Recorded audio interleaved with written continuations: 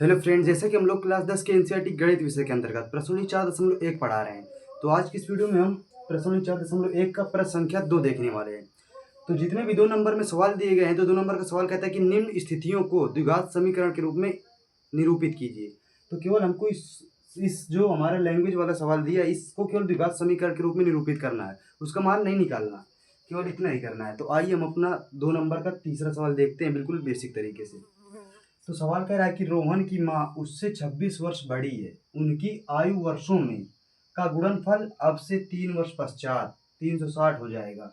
हमें रोहन की वर्तमान आयु ज्ञात करनी है, कह रहा है। रोहन की माँ उससे 26 वर्ष बड़ी है, तो अभी हमें रोहन की आयु नहीं पता, ना ही उसकी माँ की आयु पता है, तो हम लोग चलो मान लेते हैं। तो हमने माना रोहन की आयु, रोहन की आयु x वर्ष है। हमने मान लिया कि रोहन की आयु x वर्ष है। अब कह रहा है रोहन की माँ उससे 26 वर्ष बड़ी है, तो उसकी माँ की आयु क्या हो जाएगी? माँ की आयु देखो, रोहन x वर्ष का है, तो उसकी माँ कितनी हो जाएगी? क्योंकि उससे 26 वर्ष बड़ी है, तो जितना x है इसी में x में 26 जोड़ दिया, तो जितना रोहन है प्लस 26, तो उसकी माँ की आयु आ गई, 26 वर्ष बड़ा है।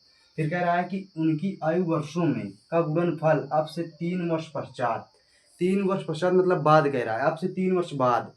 जैसे अभी तुम 10 के हो और पूछो जाए कि 3 वर्ष बाद तुम कितने के हो जाओगे, तो 10 और 3 13, क्योंकि अभी 10 के हो, 3 वर्ष बाद और 3 वर्ष के बड़े हो जाओगे, तो 13 के हो जाओगे। तो इसमें बाद कहेगा पश्चात कहेगा, तो हमें जोड़ना है, दोनों की आयु में जोड़ के हमको गुणा कराना है। तो देखो एक्स, रोहन की आयु कितनी है? एक्स, तो 3 वर्ष बाद तो एक्स प्लस 3, उसकी माँ की आयु कितनी है? एक्स, तो एक्स प्लस 26 है उसकी माँ की आयु, और 3 वर्ष बाद कह रहा है, पश्चात कह रहा है, तो 3 और जोड़ेंगे, का गुणनफल अब से 3 वर्ष पश्चात का 360 हो जाएगा। दोनों का गुणा करा देंगे, गुणनफल का है, तो 3 वर्ष पश्चात का गुणनफल 360 है, तो 3 वर्ष पश्चात, तो तीनों की 3 आयु और बढ़ जाएगी, और दोनों को गुणा करा के 360 के बराबर कर दिया। अब ये एक्स प्लस 3 है, अब ये कितना हो जाएगा? 26 3 29, तो एक्स प्लस 29 बराबर 360। यहाँ तक आपको बिल्कुल बेसिक तरीके से मैंने बताया। पहले हमने मान लिया, माना रोहन की आयु x वर्ष है, उसकी माँ 26 वर्ष बड़ी है, तो माँ की आयु हो गई x प्लस 26। फिर कह रहा है कि 3 वर्ष बाद, तो अभी 10 मान लो, जैसे 10 के हो तो 3 वर्ष बाद 13 के हो जाओगे, तो 3 3 जोड़ दिया। तो अब इनका गुणा करा लेते हैं। तो इसका पहले दोनों में गुणा होगा, फिर इसका दोनों में, तो ये कितना हो गया? X square plus 3x, x का दोनों पद में गुणा हो गया। अब 29 का इसी प्रकार 29 का दोनों में गुणा होगा, तो प्लस 29 गुणा एक्स में होगा तो 29 एक्स, और फिर 3 में होगा तो तीनवा 27 के 7, और 3 दूनी 6, 6 2 8, तीनवा 27 के 7, 3 दूनी 6, 6 2 8, 87 हो जाएगा, बराबर 360।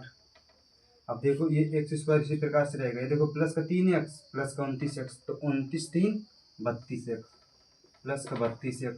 अब ये प्लस का इधर आएगा तो माइनस हो जाएगा, तो माइनस का 360 और प्लस का 87 बराबर 0। अब 360 में 87 घटा लेते हैं, तो 360 में 87 घटा लो, तो देखो 10 में 7 गए, 3 5, तो 15 में 8 गए, तो 7 73, इसमें बचा 2, तो 273 आ जाएगा। तो x square plus 32x minus 273, तो यही हमारा आंसर हो जाएगा। क्योंकि कह रहा है कि निम्न स्थितियों को द्विघात समीकरण के रूप में निरूपित कीजिए। तो ये सवाल बिल्कुल बेसिक तरीके से मैंने आपको बताया। फिर से मिलेंगे अगले सवाल में।